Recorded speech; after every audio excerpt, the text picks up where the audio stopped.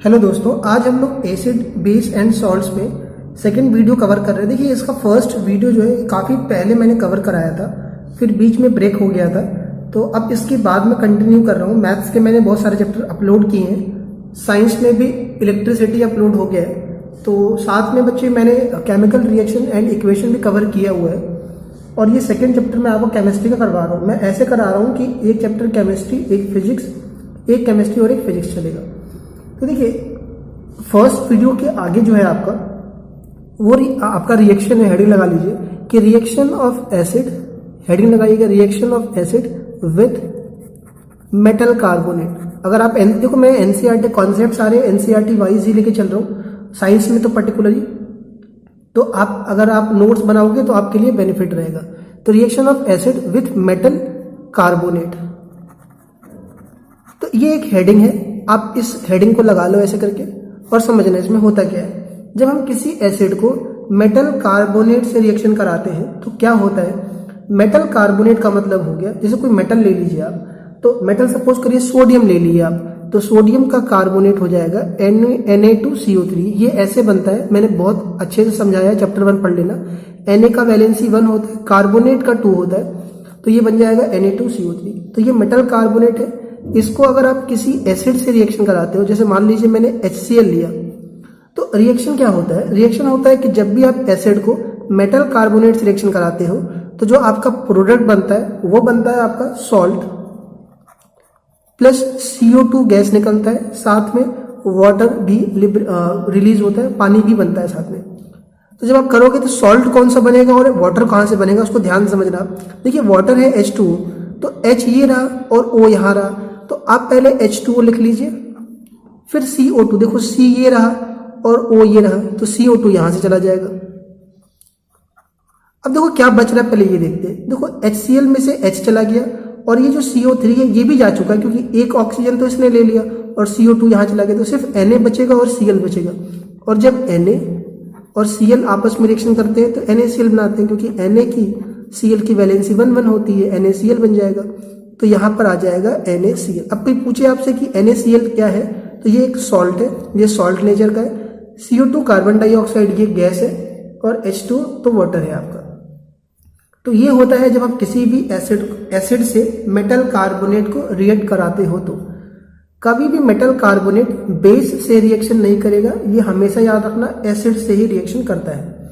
ठीक है, तो ये एक एग्जांपल लिया मैंने, आप करके देख लेना। किस पे, कैल्शियम कार्बोनेट कर लेना और आप एसिड चेंज कर लेना, कोई और एसिड। जैसे आपने ले लिया, मान लीजिए सपोज करिए आपने ले लिया H2SO4, सल्फ्यूरिक एसिड ले लिया, तो CO3 और H2 तो बना देगा आपका वाटर और CO2 वाला पार्ट।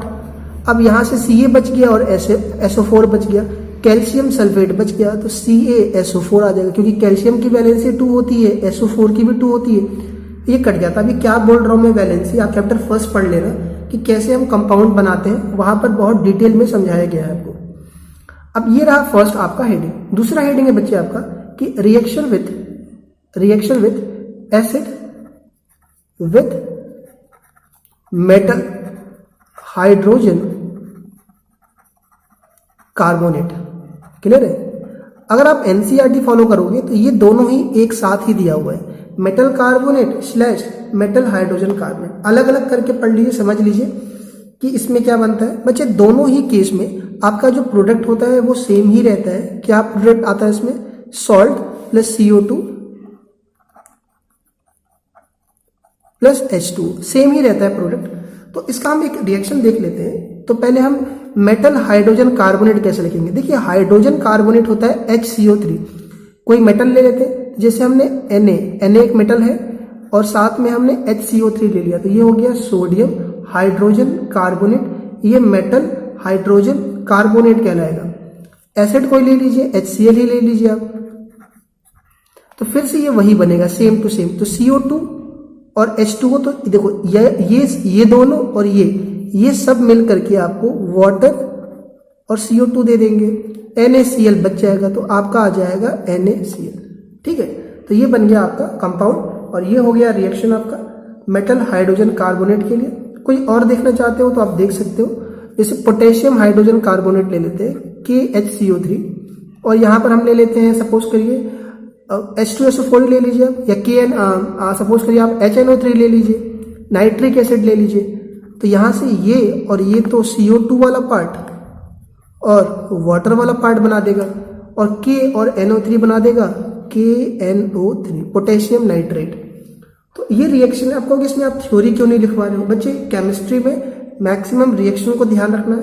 सीधा सवाल उठ के आता है पेपर में कि when a metal hydrogen carbonate react with an acid gives, या फिल इन द ब्लैंक्स कर देगा। तो यहाँ पर भरना पड़ेगा कि ये सॉल्ट प्लस ये, या आपसे बोल देगा कि जब हम इसको HCl से रिएक्शन कराते हैं तो ये NaCl, CO2 और H2O रिलीज करता है, तो आप उस X का नाम बताइए, ऐसे करके सवाल। क्वेश्चंस कैसे आते हैं वो तो मैं अलग से करूंगा अपलोड, पहले आप इन सबको नोट्स बनाकर रखना। क्लियर है बात आपको? तो ये रहा आपका दो reaction of acid with metal carbonate and metal hydrogen carbonate. अब लगाइए हेडिंग आप, reaction of acid with base. Super important reaction है, बहुत सवाल इस पर आते हैं। लगाइए heading, reaction of acid with base. देखिए अगर आप नोट्स नहीं बनाओगे, सिर्फ वीडियो देखोगे और सोचोगे हम कई बार देख करके याद कर जाएंगे, तो आप बिलीव करो कि इस चीज को आप नहीं सीख पाओगे जब तक आप नोट्स नहीं प्रिपेयर करोगे। तो 10th लेवल तक तो करना ही पड़ेगा। तो reaction of acid with base का मतलब है जब हम एसिड और बेस को आपस में मिलाएंगे तो क्या होगा। ये इंपॉर्टेंट रिएक्शन है, पेपर में आता, ध्यान सुनो। जब हम एसिड को बेस के साथ में मिलाते हैं तो हमारा सॉल्ट बनेगा, पहले लिख लो आप, सॉल्ट बनेगा, साथ में वाटर रिलीज होती है। अब थोड़ा इसको हम रिएक्शन को समझेंगे तब हम जानेंगे कि इसको हम और भी क्या कहते हैं। सपोज करिए मैं एक एसिड ले लेता हूं HCl और मैं बेस ले लेता हूं NaOH। ठीक है, ये एसिड है, ये बेस है। तो H और ये देखो, ये और ये दोनों मिलेंगे तो H2O बना देंगे, और Na और Cl मिलेगा तो NaCl बना देगा। क्लियर है? अब अगर ध्यान से देखो आप तो HCl एक एसिड है, एसिड का जो नेचर होता है वो सोर होता है। NaOH बेस है, ये कड़वा है, बिटर है। जब इन दोनों को रिएक्शन कराया आपने तो वाटर बना और सॉल्ट बना। सॉल्ट जो होता है बच्चे, इसमें ना तो एसिड की वैल्यू होगी ना तो बेस की वैल्यू होगी, ये एक न्यूट्रल होता है। तो देखिए हुआ क्या, जब हमने एसिड और बेस को मिला दिया तो इन दोनों, देखो एसिड की पावर भी खत्म हो गई और बेस की भी पावर खत्म हो गई, यानी ये दोनों आपस में न्यूट्रल हो गए, साथ में वाटर रिलीज हुआ। इस रिएक्शन को कहा जाता है न्यूट्रलाइजेशन रिएक्शन। ठीक है ना? तो हम लिख लेते हैं, when acid react with base it form salt with water. ठीक है ना? Salt with water, and this reaction is called, and this reaction is called neutralization, is called neutralization reaction। इसको क्या कहा जाता है? न्यूट्रलाइजेशन रिएक्शन कहा जाता है। इसको नोट कर लीजिएगा ध्यान से, पेपर में सवाल इस पर आते हैं बेस्ट। अब हम एक चीज जो समझाने जा रहे हैं, ध्यान समझिएगा। देखिए HCl जो होता है ये स्ट्रॉन्ग एसिड होता है, और NaOH जो होता है ये स्ट्रॉन्ग बेस होता है। अब इसको आप यूं समझिए कि सपोज करिए कि आपके पास दो गिलास है, एक बहुत मीठा है और एक बहुत मीठा है और एक कम खट्टा है। ठीक है ना? एक बहुत, या सपोज करिए एक बहुत ज्यादा कड़वा है और एक बहुत ज्यादा बच्चा आपका मीठा है, ऐसा समझ लीजिए। तो अगर बहुत कड़वा है और बहुत कम मीठा है, ये कम है ये ज्यादा है, और इनको आप मिलाओगे तो अगर ये कड़वा है और अगर ये मीठा है, अगर मीठेपन की वैल्यू कम है, कड़वेपन की वैल्यू ज्यादा है, और दोनों को मिला दोगे आप तो आपको मीठापन ही महसूस होगा। ठीक है, सॉरी कड़वापन महसूस होगा, बिकॉज ये जो कड़वापन है इसकी वैल्यू ज्यादा है और मीठेपन की वैल्यू क्या है आपका, कम है।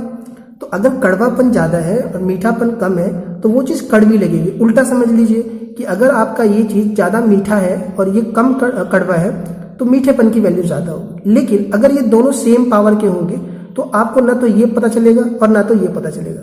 सेम कहानी यहाँ पर है कि अगर आपने जो एसिड लिया है, अगर वो बहुत पावरफुल लिया है और साथ में बेस भी बहुत पावरफुल लिया है, तो जो आपका ये सॉल्ट बनेगा वो तो न्यूट्रल होगा।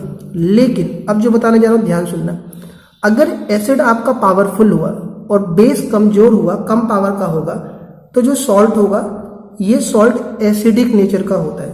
सिमिलरली अगर बेस आपका पावरफुल है और एसिड कम पावर का है तो जो सॉल्ट होगा वो बेसिक नेचर का होगा। इसको हम यहाँ पर एक रिएक्शन से समझा देते हैं आपको, ठीक है। इसको मैं यहाँ बता देता हूँ, उसको आप वहाँ तक नोट कर लेना वीडियो पॉज करके, कि सपोज करिए मैं लेता हूँ NaHCl लेता हूँ और साथ में लेता हूँ बच्चे, मान लीजिए मैं CaOH का होल ट्वाइस। तो देखिए HCl जो होता है ये हाईली एसिडिक होता है। अगर आपने एसिड की स्ट्रेंथ और बेस वाली वीडियो नहीं देखी है तो मैं बता देता हूँ कि HCl सबसे पावरफुल है। उसके बाद लिखना आप HNO3, फिर लिखेगा H2SO4। सबसे पावरफुल एसिड HCl है, उससे कम पावर HNO3 होता है, उससे कम पावरफुल का H2SO4 होता है। सिमिलरली सबसे स्ट्रॉन्ग बेस NaOH होता है, फिर KOH, फिर आएगा CaOH का होल ट्वाइस। सबसे स्ट्रॉन्ग याद रखिएगा एसिड, सबसे स्ट्रॉन्ग बेस। और इनका ये ध्यान रखिएगा कि H2SO4 नीचे आता है, लेकिन एक सवाल बनता है कि किंग ऑफ एसिड किसे कहा जाता है, एसिड का राजा। तो किंग ऑफ एसिड H2SO4 है, बिकॉज बहुत जगह बहुत सारे रिएक्शन में हम एसिड की जगह पर H2SO4 यूज करते हैं, इसीलिए इसको किंग ऑफ एसिड कहा जाता है। ये कॉमन सा सवाल है। तो अगर आपका ये ज्यादा पावरफुल है, ये कम पावरफुल है, तो अगर आप रिएक्शन कराओगे तो जो सॉल्ट बनेगा उस सॉल्ट के अंदर इसकी वैल्यू होगी, यानी सॉल्ट कैसे नेचर का होगा, ये एसिडिक नेचर का होगा। सिमिलरली अगर हम ये कम पावर का ले लें, H2SO4 ले लें, और हम बेस पर पावरफुल ले लें, यानी ये पावरफुल है और ये कमजोर है, तो जो हमारा सॉल्ट बनेगा यहाँ पर, सॉल्ट के साथ में वाटर भी बनेगा, लेकिन जो सॉल्ट होगा वो किस नेचर का होगा, बेसिक नेचर का होगा। तो सॉल्ट भी एसिडिक नेचर के होते हैं, बेसिक नेचर के होते हैं। न्यूट्रल तब होते हैं जब दोनों जो मिल रहा है एसिड और बेस दोनों सेम स्ट्रेंथ के हो। क्लियर है बात आपको? तो याद रखिएगा न्यूट्रलाइजेशन रिएक्शन, स्ट्रेंथ दोनों की क्या होती है, कैसे मिलाते हैं एसिड और बेस को। अब कई बार कुछ कॉमन सवाल आ जाते हैं कि जैसे कि किसी बच्चे ने एसिड पी लिया, या कोई बच्चा खेलता हुआ छोटा बच्चा है, उसके हाथों पर एसिड गिर गया, तो वहां पर हम क्या यूज करते हैं, तो जनरली हम वहां पर बेस यूज करते हैं, ठीक है ना। तो जैसे एसिड गिर गया तो कोलगेट लगा लेते हैं, कोलगेट बेस हो गया आपका। तो ये सब चीजें, साबुन हो गया, साबुन बेस होता है आपका, वो उसको न्यूट्रलाइज कर देता है। सिमिलरली कई बार पेट में एसिडिटी हो जाती है, एसिड की वैल्यू बढ़ जाती है, तो हम सोडा का यूज करते हैं, खाने वाले सोडे का, और खाने वाला सोडा एक बेस होता है। क्लियर है? तो एसिड को मारने के लिए हम बेस का यूज करते हैं, ये ध्यान रखना। इस रिएक्शन को आप जरूर से ध्यान रखना। कोई डाउट है तो कमेंट में लिखना, वीडियो में कोई इंप्रूवमेंट है तो डालना कमेंट में, मैं जरूर उस पर काम करने की कोशिश करूंगा।